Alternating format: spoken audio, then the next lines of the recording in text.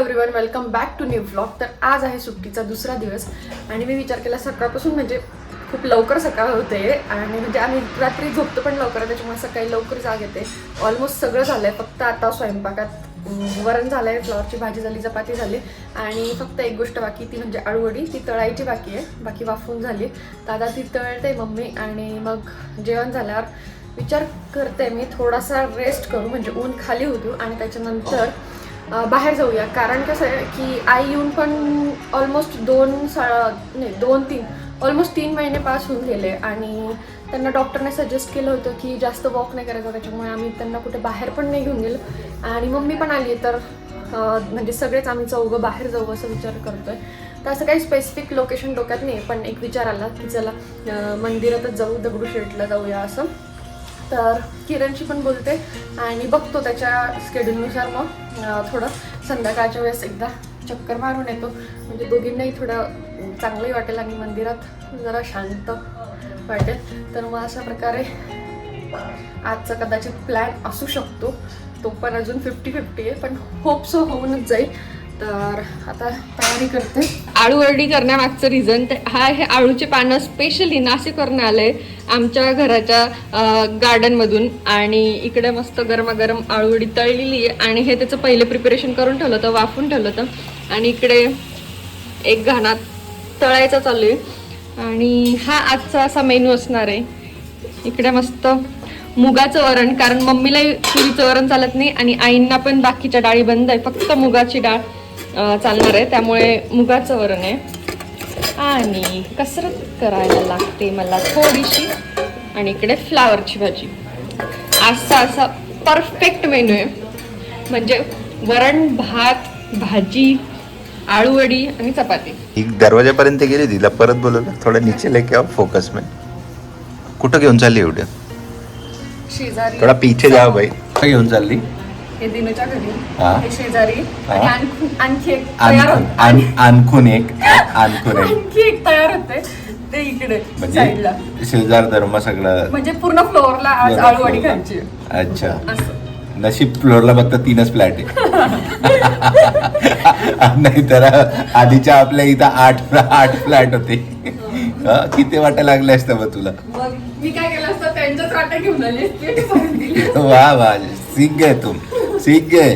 मी pink, mummy pink, किरण pink आणि आई पण थोडी सिमिलर शेड घालून सगळे पिंक होऊन निघालो आता आम्ही दगडूशेठच्या दर्शनाला. किरण नाही, मी सांगतो तसं ऐक नाही, ऐक तू. अरे ऐक ना, ऐकणार आहे तू.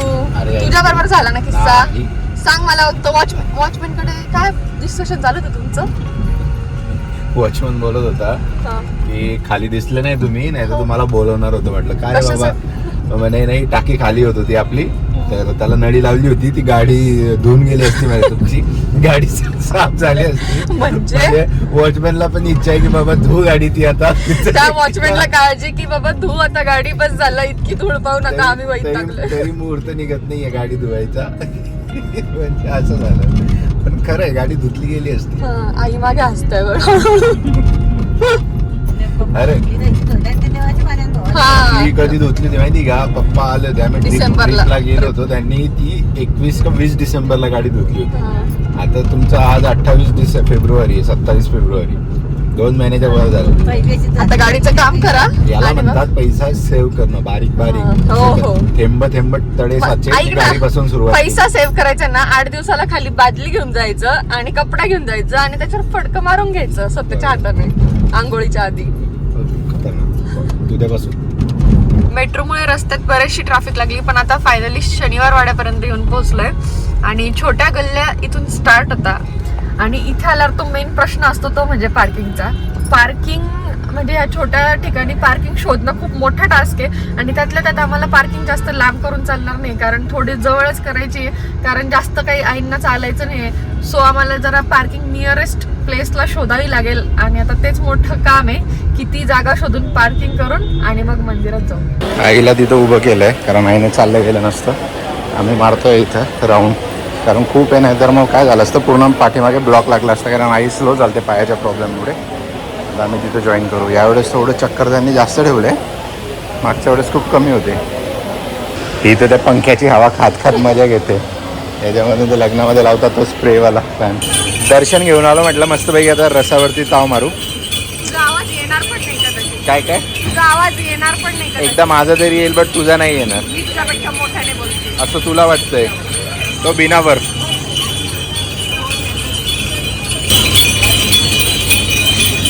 कसं कसं एकदम माजरीसारखं थोडं एकदम. या रस्त्याला जेव्हाही मी चालत येतो ना मला माझी 11वीची आठवण येते, जेव्हा मी सायकलवरती त्या कोपऱ्यावरून असं जायचो आणि इकडे ABC चौकामध्ये माझं कॉलेज होतं. म्हणजे लिटरली मी हा सगळ्या एरिया सायकलवरती फिरायचो. इथूनच पुढे मंगळवार पेठ लागते आणि तिथून मी यायचो. तिथे ॲक्च्युली एक PG होती, तिथं मी राहायचो. थोडे फार्मसीचे मुलं वगैरे होते, ते पार्टनर होते माझे, त्यांच्यासोबत राहायचो. आणि डेली माझं 8-10 किलोमीटरचं सायकलवरचं रुटीन राहायचं. आणि ज्या दिवशी आम्ही फिरायला निघायचो म्हणजे मला कुठं फिरायची इच्छा झाली तर अशा या गल्ली वगैरे सगळं हे पेठ वगैरे शिवाजीनगर वगैरे तो परिसर मी फिरत बसायचो. तेव्हा 15-18 किलोमीटर तर आरामात व्हायचं. कारण त्या टाईमला ना माझ्याकडे कुठला मोबाईल नव्हता, नॉर्मल FM वाला मोबाईल होता. त्यामुळे कितीक दिवस घरात बसणार, कितीक दिवस बोर होणार. त्याच्यामुळे असे वेगवेगळे प्रयोग करत राहायचो. आणि हरीश नावाचा मित्र माझा माहिती असेल, जर सुट्टी असेल तर मग मी त्याच्याकडे जायचो. एक CD घ्यायचो आम्ही त्याच्याकडे, म्हणजे ती हे होती काय विसरलोच मी आता, CD ज्याच्यामध्ये CD प्लेअर. आणि प्रत्येक जे रिलीज झालेले मूवी ते बघून टाकायचो. असा एकंदरीत माझा ह्या साईडचा तेव्हाचा विकेंड असायचा. यांना तिघांना तिथं उभं केलं कारण गाडी मी खूप लांब लावली होती. या साईडनं आम्ही आलो, रस पिला आणि तिथून म्हटलं तुम्ही या कॉर्नरला. आता सरळ तसंच निघायचं, शिवाजीनगरमधून डायरेक्ट घराकडे निघायचं. ट्रॅफिक वाढायच्या आधी आपल्याला PCMCमध्ये एंट्री करायची. आम्ही रोज इकडे बसण्याचा प्रयत्न करतो बट मुलं खेळत असतात आणि बरेचसे कपल्स वगैरे किंवा जे पण बसलेले असतात आजीबाबा वगैरे, त्याच्यामुळे आम्ही बसत नाही मोस्टली. बट आज आलो आम्ही खाली लकीली चालण्यासाठी आणि सगळं खाली गार्डन, कोणीच नाही आहे गार्डनमध्ये. अजून 9:45 वाजले. उद्या येईल कोणतरी शोधत चप्पल राहिली म्हणून. तू पण अशीच करायची ना, म्हणून तुला दोरीने बांधून ठेवायचे ना. मग दोरीने सिलेंडरला बांधून का ठेवायचे? तो राज कधी खोलणार आहे तू? सिलेंडरने का बांधला जायचं तुला? मम्मी आली आहे, मम्मीकडून आपण तुझे सगळे राज ओपन करू. आता एक सेट जमा केलाय मी, आता दुसऱ्याची लाईन लावतोय. त्याचा एक पेअर इथे आहे आणि दुसरावाला इथे आहे. हे खरंच सोडून गेले. मग घरी का डायरेक्ट जातात? ते पळत जातात ना एका मागे. हा, ही त्याची सेकंड आहे. हे असे 2 सेट झाले. डेली येऊन आपण हे काम करू शकतो रे, असं जमा करायचं, फक्त ठेवायचं इथं. सकाळी येऊन ते घेऊन जातील. त्यांना सेटिंग कारण एक बघ, एक त्या साईडला होती, एक या साईडला होती. त्याच्यामुळे आता ते दोघं सेट असे लावून ठेवायचे इथे एंट्रीला. सकाळी पण येतात ना ते खेळायला. सो फिरो तुला गोल फिरवतो.